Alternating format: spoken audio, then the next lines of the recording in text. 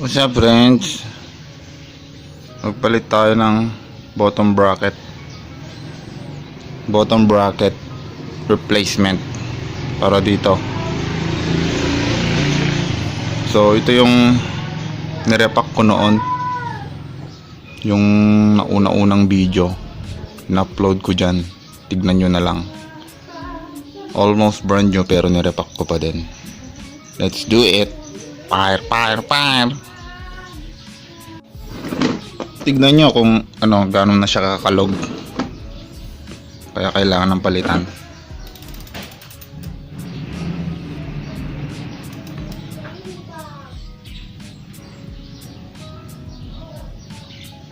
Yan diba? Kaya palitan na natin. So itong bottom bracket, kahit di kayo bumili ng brand new, kung may nabibiling kaparehas na bearing sa inyo, pwede nyo lang naman palitan. Pero mas sure kung brand new. Malay mo pangit pala yung bearing na nabili nyo, mas okay na brand new. Okay, let's do it. Back class, left crank. Diyan.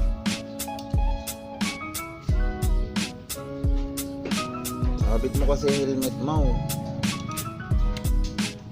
Kaya lagay mo lagi sa bulsa mo.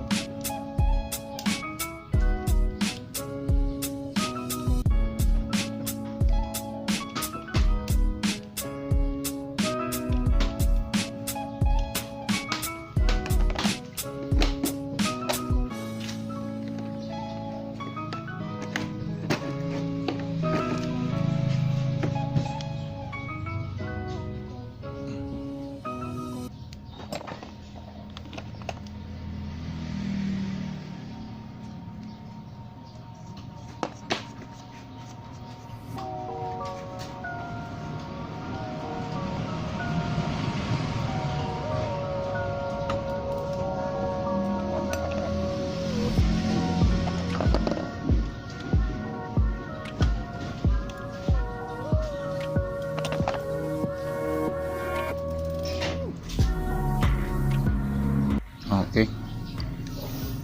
Tapos dun tayo sa kanan.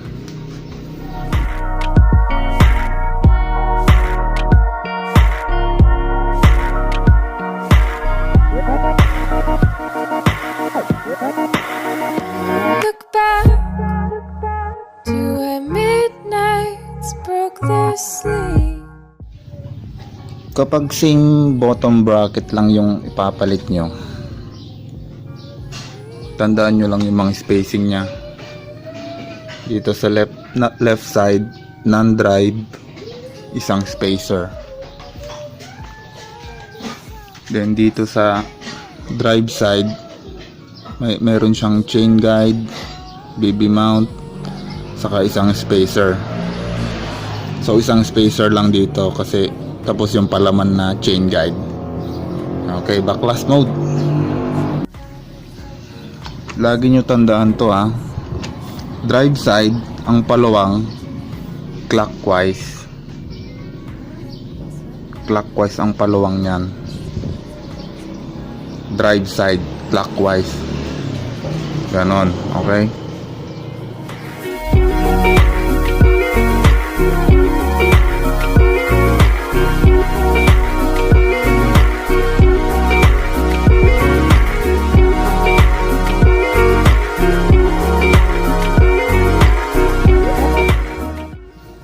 Dito sa naman, non-drive side sa left, ang paluwang nito is normal. Okay, counterclockwise siya. Ganon. Yun ang lagi niyong tandaan sa bottom bracket.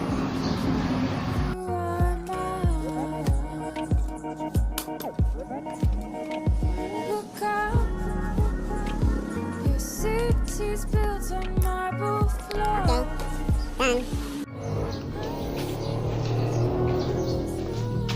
Butyokoy. Punas mode lagi. mahalaga to para mawala yung mga dirt. Ayan o, tignan nyo mga kasama kung gaano kadumi. Solid dumi, no? Punasan natin yan.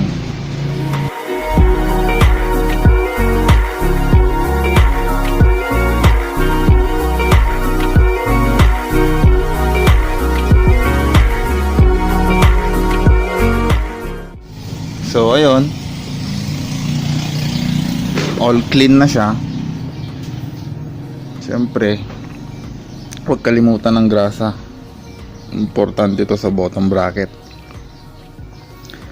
Kung wala kayong grasa, langis pwede, pero pinaka-okay talaga grasa. Kasi may tendency mag-stock up yan sa panahon. Kaya grasa talaga number 1 pag bottom bracket threads. Okay, let's do it. In the end, time forever favors the young. Double check muna tayo ng sukat ng BB shell.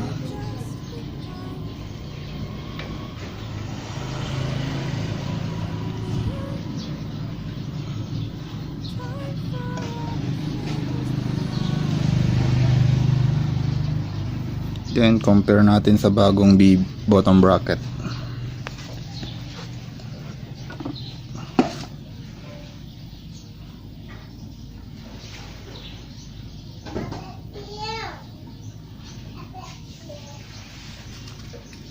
Sakto yung tatlong papalaman mamaya. Saktong sakto siya.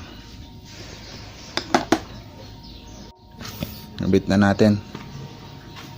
So ayan, no, mga kasama, itong letter ayaw mag-focus. Makikita nyo dyan, right side may letter R siya. So dito yan, sa drive side. Okay. Tapos kanina, isang spacer dito sa drive side, saka papalaman yung chain guide. Yung chain guide na bottom bracket mount. Ganyan siya. Pinalitan ko na din ng aluminum to. Kasi yung tinanggal ko, yung nakalagay kanina, plastic. Kaya dito tayo sa aluminum.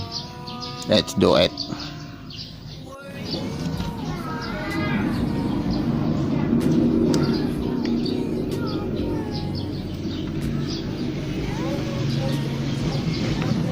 So, yun lagi nyo tandahan, ha.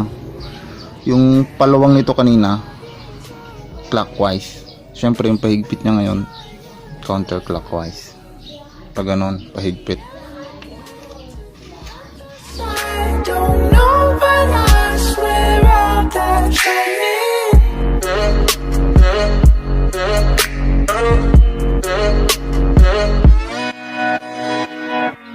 Can't say yes. I-tighten na siya. Kapag may BB mount tensioner kayo, take extra tight lang. Tandaan nyo din yung anggulo niya kanina. Doon tayo sa kabila, non-drive side. Yan. So ito, non-drive side, may isang spacer kanina. Ito yun. Lagay natin dyan. Ang pahigpit nito is normal, clockwise.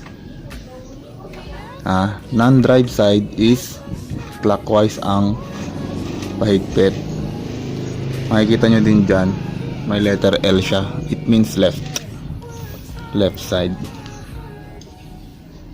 Will we ever get to the other side? Don't know, but I swear I'll catch it.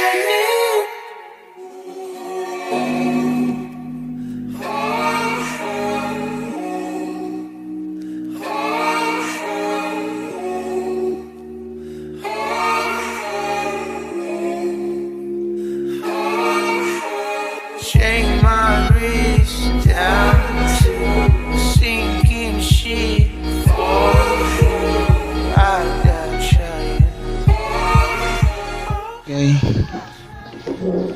natin papasok itong drive side. Punas agad yan. Okay? Punasan nyo agad. Dumi oh. Dog yachts. After nun, punasan na. Lagay ulit ng grasa.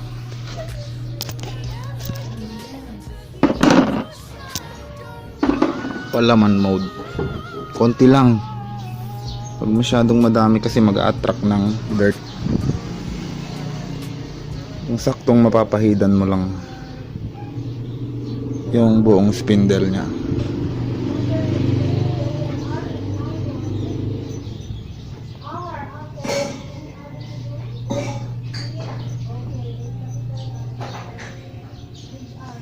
All goods ba?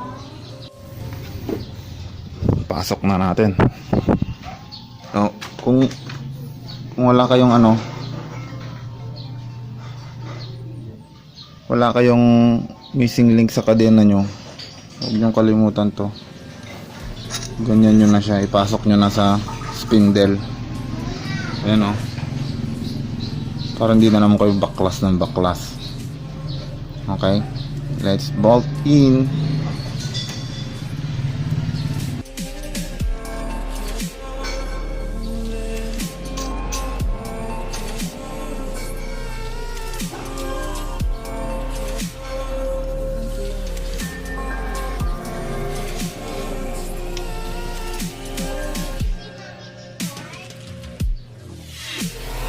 Baby,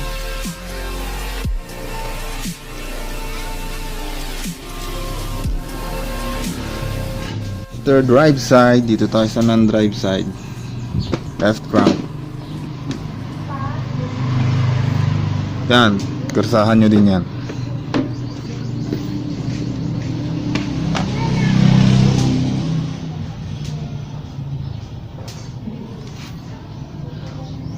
Sarap ng high-end na grasa. Ang dikit.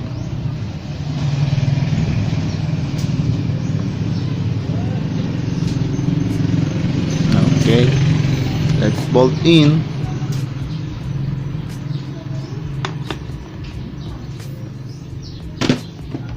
Punas muna pala.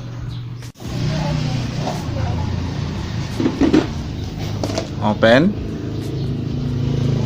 Why you can't open? Open because my hands are not. Oh, What are you videoing? easy. I'm sharing basta yung mga sharing. Nakakatugugan ng ilong. Videos? Yes. Okay, napunasan ko na yung left crank. So, ito ang disadvantage pag kalog na yung cranks nyo, ay yung bottom bracket nyo na pinaggagagamit nyo pa din, kalog na, ganyan mangyayari. Pod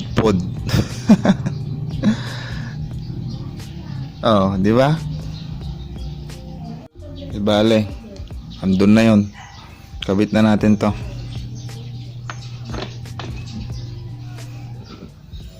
Yan. All goods. Ito pala, may nawawalang chip to, yung nasa gitna. Alam nyo ba yon? Parang palaman dito. Stabilizer. Yung nawala. Pero okay lang yon.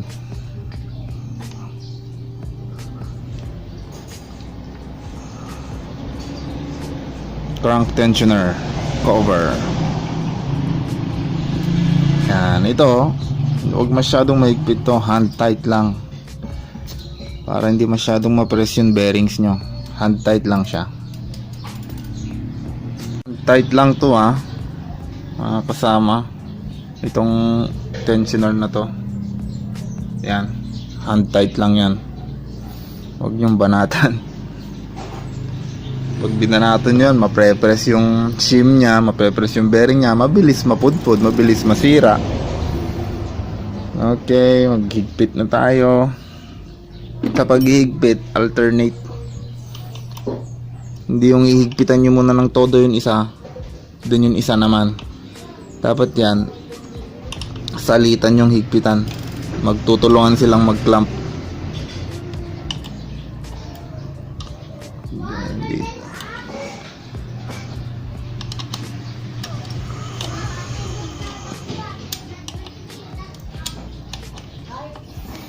Siyempre, aluminum lang to. Mabilis malustred, kaya kailangan magtulungan sila na mang-ipit sa spindle.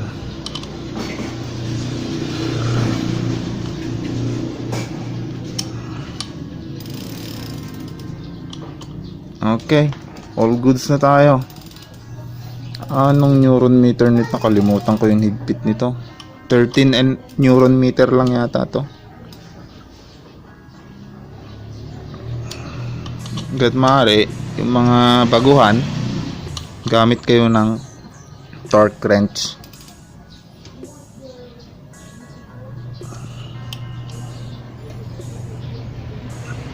All goods na to. Ready to go. So, yun lang po. Sana may natutunan kayo kahit